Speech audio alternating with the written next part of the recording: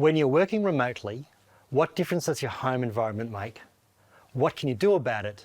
And what is okay for you as a leader to say to your team members about that?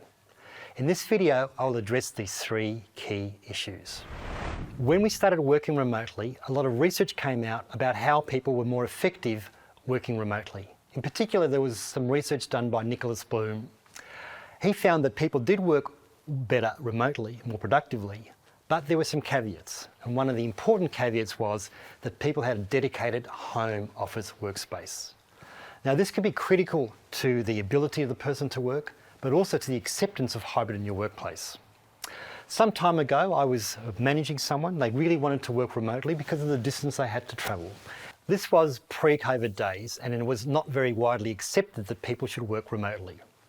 There was a bit of difficulty getting agreement from the organisation and a bit of argy-bargy, a bit of argument going backwards and forwards. Anyway, I was able to get this permission for Sophia.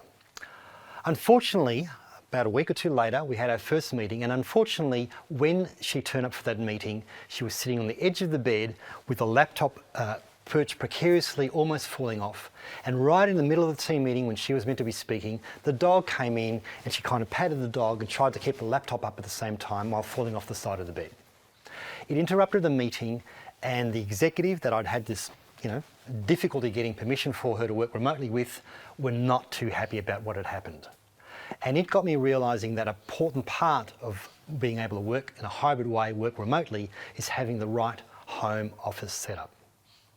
In my program, Leading Hybrid Teams Effectively, I talk about 4 kinds of workspace when working from home. The best is dedicated and closed off, and the worst is an open space in a common area where there are other people around. And they do make a difference to how you work. So to go back to my question of, do they make a difference? Yes. People are more productive when they have a dedicated home workspace and less productive when they don't. The second question is, what can you do about that as a leader?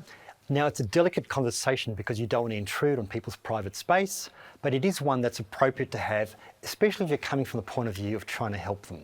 Try to help them have a space that's closed off, that's their own. There's a whole lot of good reasons for that. It means it's easier to pick up the work. It helps them get better balance between home life and work life, and you can leave stuff lying around. So the first question is, does it matter? Yes, having a good home work environment does make a difference to productivity. The second was, what can you do about it? Well, the more the place can be dedicated to working, the better it is. I realise it's not going to be possible for everyone, but there are ways to kind of partition things off, and there are ways to have routines that help separate the home from the work life. The third question was, is it okay for you as a leader to talk to your people about that? And the answer to that is yes. You do need some delicacy about it. You do need to be appropriate. It is people's home environments. You want to do that well. But it is okay to talk to your team about what sort of home environment they have and how you can help them improve that if that's possible, and how you can help them work around whatever they've got in the workplace. So, home environment's important. You can improve it, and it's okay for you to offer support to your team members around that.